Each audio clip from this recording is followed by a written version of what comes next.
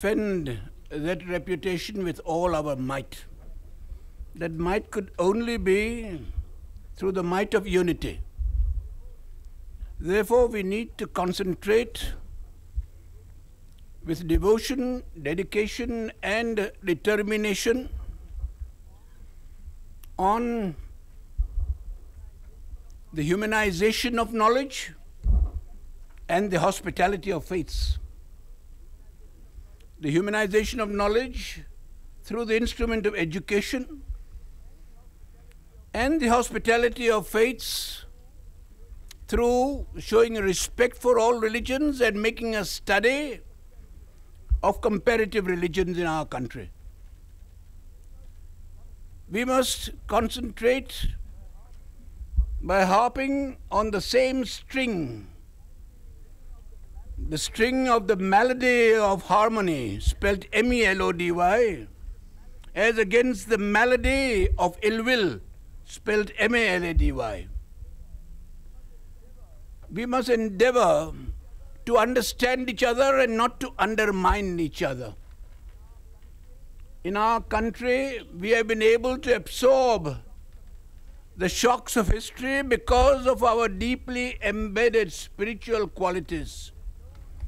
There is no reason, ladies and gentlemen, why those qualities cannot rise to the occasion in this critical hour. And we can turn from a crisis of confidence into a climate of confidence by utilizing and realizing that religion is a unifying and a purifying force and not a disruptive element. The unity of religion, the religion of unity, the universalization of religion, the universality of religion through the universalization of education should be our prime purpose.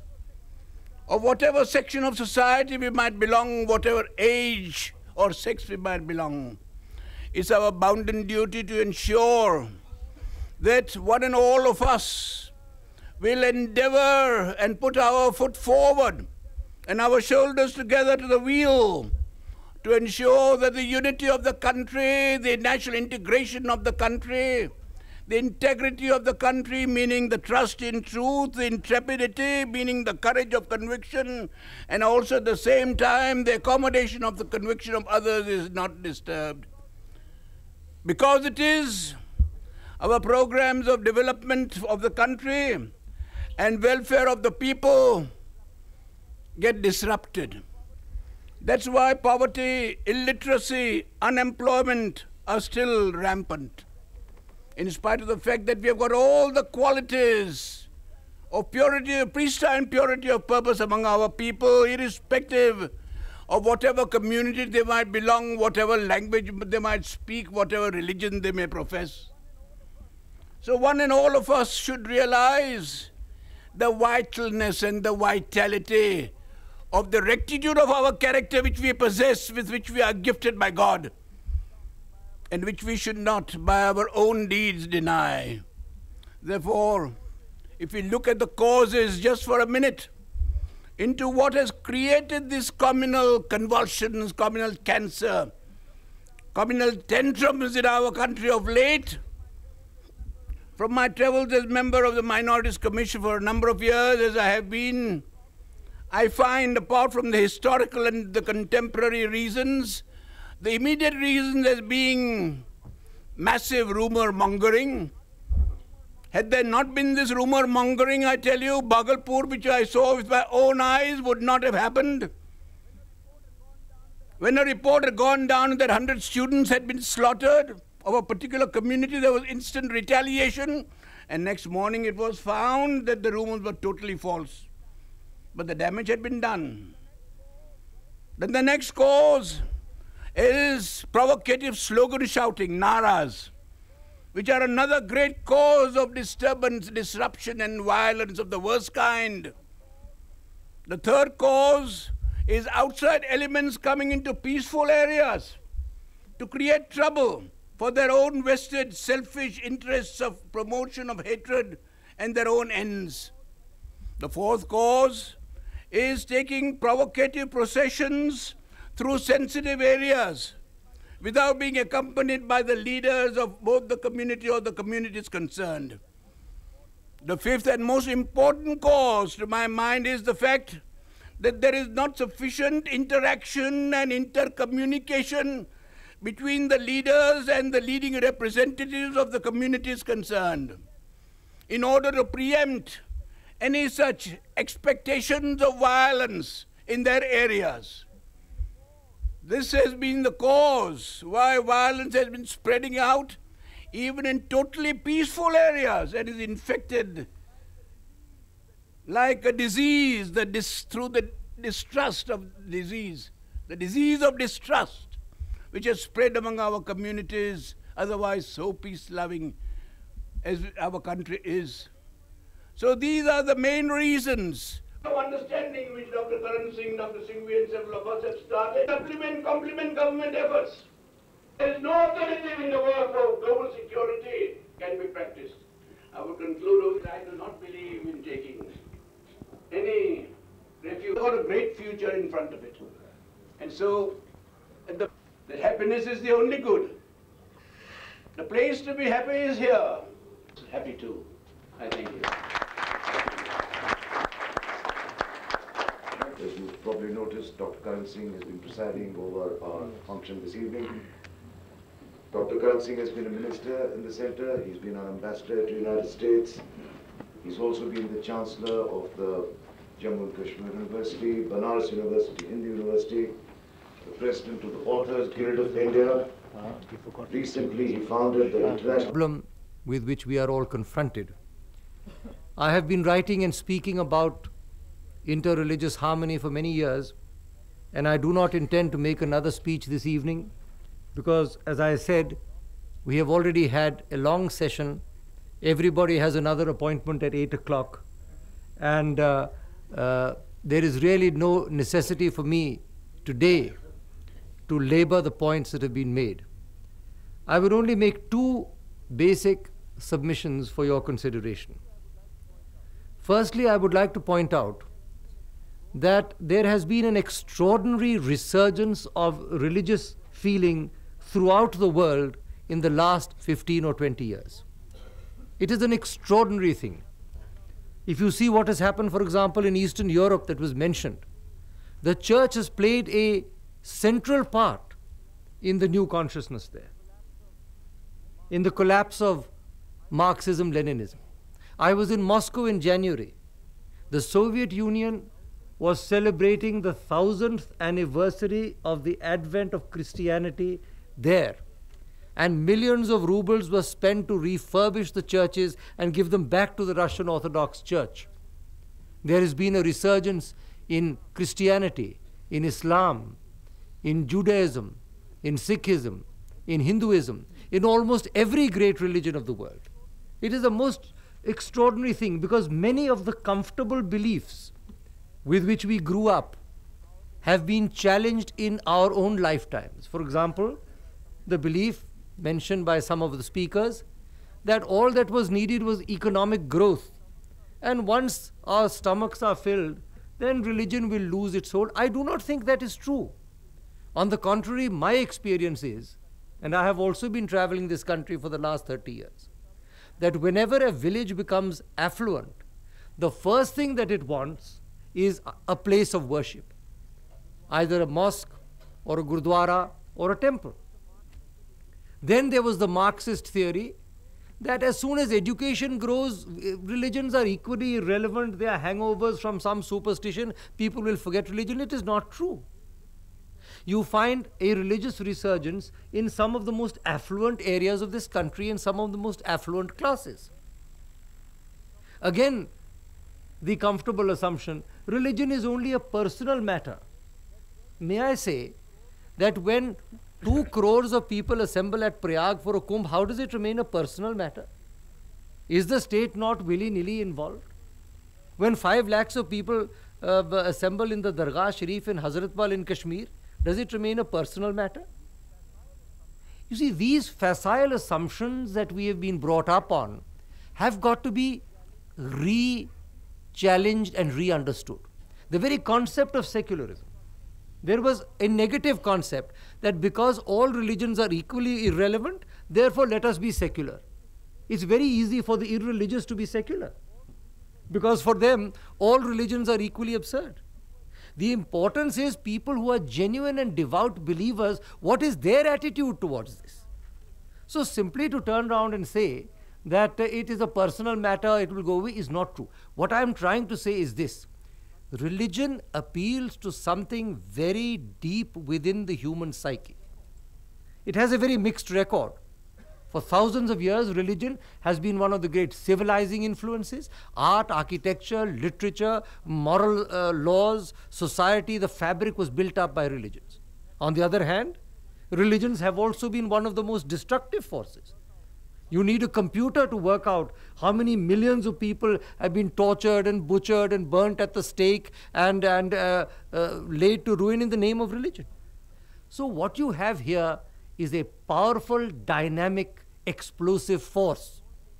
And I would submit with all the emphasis at my command that the glib, facile generalizations are no longer adequate.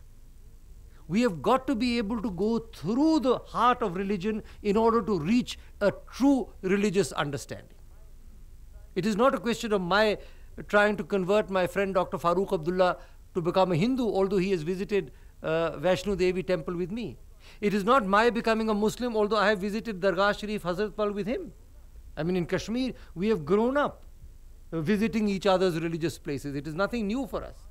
The point is, are we prepared to understand that by going through our own religion, ultimately we touch a core of spiritual unity that, like a golden thread, binds the different religions of the world together? The idea that in every human being there is a spark of the divine. Ishvara sarva bhuteshu hridaya tishtati. Everybody, every human being, regardless of his sex or his religion or his caste or his creed, is embodying a spark of the divine. Unless this concept of Vasudeva Kutumbakam is understood, how are we going to move towards a real interreligious understanding? And what is needed, therefore, is, apart from, I'm not going into the political aspects, although one can say a great deal, is an interfaith dialogue. And that, my dear friends, is what today is all about. We have already set up in India a branch of the Temple of Understanding, one of the 4 major interfaith organizations in the world. We've had a meeting, Dr. Singh, I happen to be chairman of the Worldwide Temple of Understanding. Dr. L.M. Singhvi, who spoke, is the chairman of the India chapter, president of the India chapter.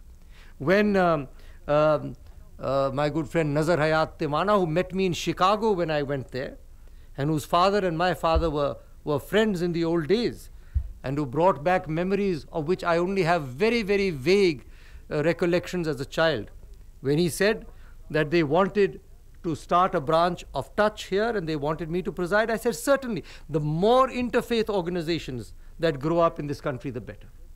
Because at a time when the Indian state is under tremendous tension, at a time when people are really beginning to doubt and question the whole basis upon which the Indian state was conceived, it is not enough simply to dismiss people as communal. It is not enough to divide this country and say, all right, there's one group that is secular and there's another group that is communal and we must fight that other group. I don't think that is the way to do it. We've got to have a creative dialogue. We've got to sit and talk. We've got to get leaders of different religions together, not when there is a riot, not when the deputy commissioner calls a meeting of the Maulvi and the Pandit, but on a continuing basis. Where is the interfaith dialogue in our religious institutions? We are so terrified of being called anti-secular, we have thrown the baby out along with the bathwater. We cannot even teach moral and spiritual values now, because we feel that if we teach them, they'll say that you are teaching religion. How ridiculous this is. India is a land of religion. The people are deeply religious. The Hindus, the Muslims, the Christians, the Parsis, the Jains, the Buddhists, the Sikhs, everybody in India is religious, rightly or wrongly. You cannot run a secular state by running down religion, by being anti-religious. I think, I'm sorry, this may not be according to the thinking of many people of our generation, but I think we have got to re-examine the foundations of our secularism. We've got to go deeper within ourselves, because if there is a divine spirit, that informs this universe, if there is a divine power that we look upon as God or Allah or Khuda or whatever, how can it be different, for heaven's sake? How can any one religion claim monopoly? Is Farooq Abdullah and I are sitting here, his God is going to be somebody else and my God is going to be somebody else? It's not possible. There is the one light, the one power. Glimpses of that have been seen by many of the great religious leaders. Flashes of light and intuition. And those flashes have become the basis of the great religion. Let us try and go back to the light. Let us see where is the origin of this great light that all the great teachers, the seers and the Sufis and the sons have seen. Let us go within ourselves. Let us see where the shadow is, to use a Jungian term. The greatest task of this century is the integration of the shadow. And that shadow is within us. India projects its shadow on Pakistan, Pakistan projects it on India. The Hindus project their shadow on the Muslims project it on the Hindus. This shadow is within us. This darkness is within our psyche. Unless we are able to re-illuminate our consciousness, we are never going to be able to get beyond these conflicts. In fact, we are going to sink deeper and deeper into conflicts.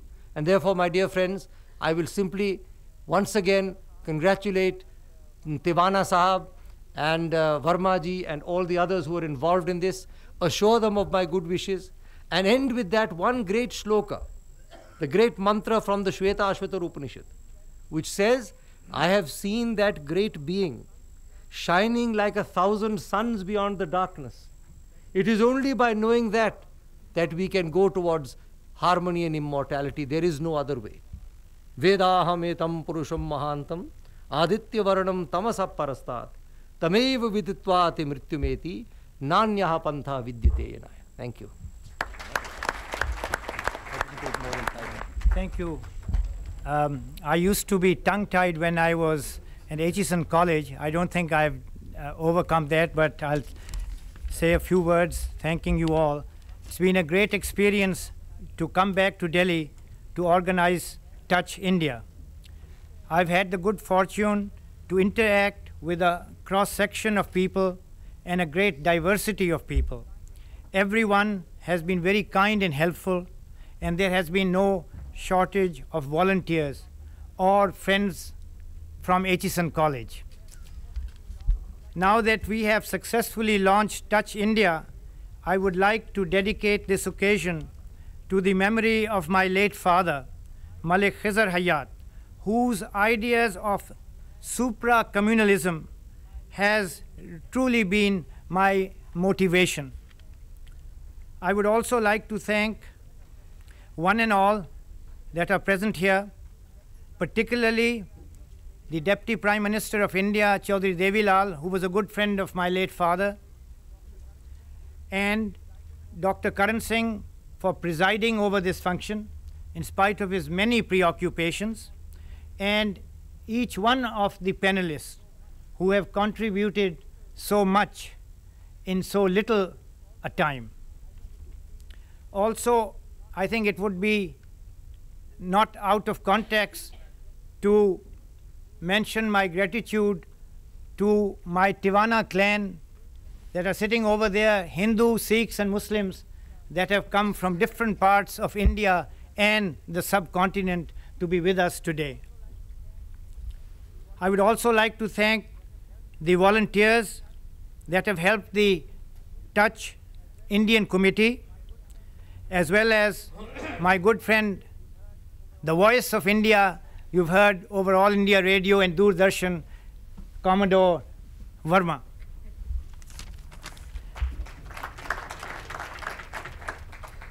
It is truly our wish and prayer that faith will unite. God bless you all. Thank you.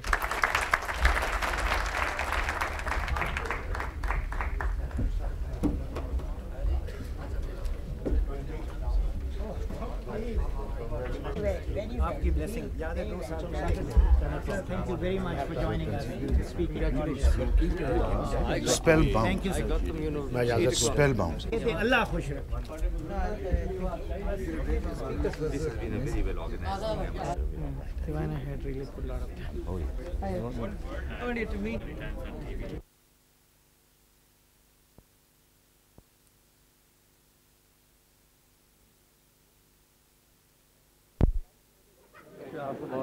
मेरी life magazine न छपी। 21st. 4 o'clock. I'm really good, man. I'm very glad you spoke.